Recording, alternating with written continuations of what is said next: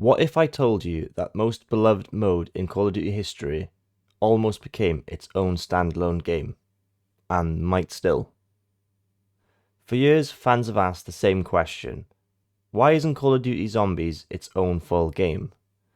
Well, recently, rumours exploded online claiming Activision was developing a standalone Zombies title for next-gen consoles. But then, the official Call of Duty account shut it down fast. So what's really going on? Well, today we're going to break down the rumours, the history, and the cancelled project, and whether a standalone Zombies game actually makes sense. Zombies started as a surprise bonus mode in Call of Duty World at War in 2008. After finishing the campaign, players unlocked BenjiOnTheTele, a small, terrifying survival map that nobody expected, and everybody loved.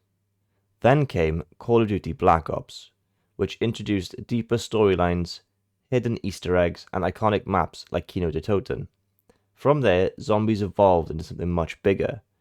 A full cinematic story arc, reoccurring characters like Richtofen and Dempsey, complex quests that took entire communities to solve, and dedicated fan theories and lore breakdown channels. By the time we reached Black Ops 3, Zombie had its own progression system, gobblegums and massive maps like Origins and Shadows of Evil.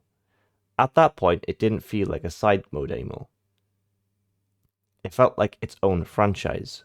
In 2026, reports surfaced claiming that Activision was developing a standalone Call of Duty Zombies game.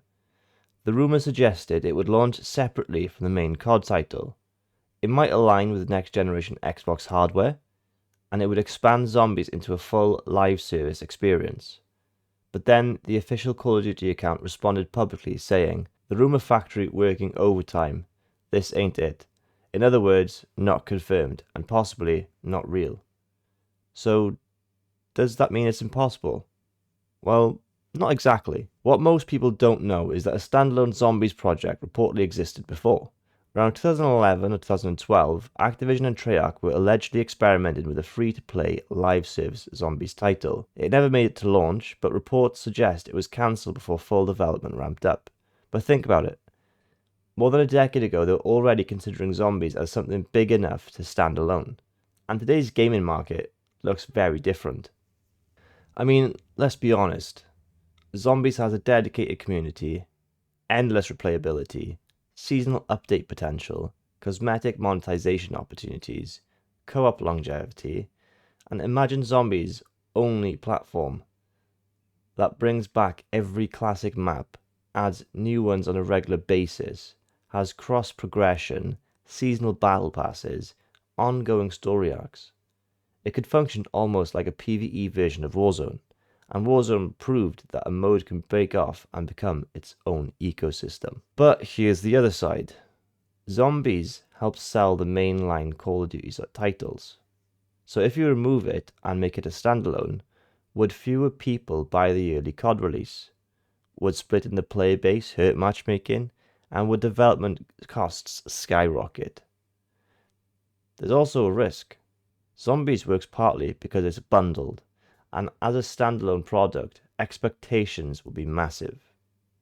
So what's the realistic outcome? Well, right now, there is no confirmed standalone Zombies game in development, but the idea makes more sense today than ever before. With Game Pass ecosystems, live service infrastructure, and evolving console generations, it's not crazy to think that Activision could test the waters again. So here's the question. Would you buy a standalone Call of Duty Zombies game, or does it belong inside the main titles? Drop your thoughts in the comments, and if you want more deep dives into Call of Duty lore, rumours and history, hit that subscribe button, because there's one thing that we know about zombies: it never stays dead. Thank you very much for watching, and I'll catch you guys in the next one.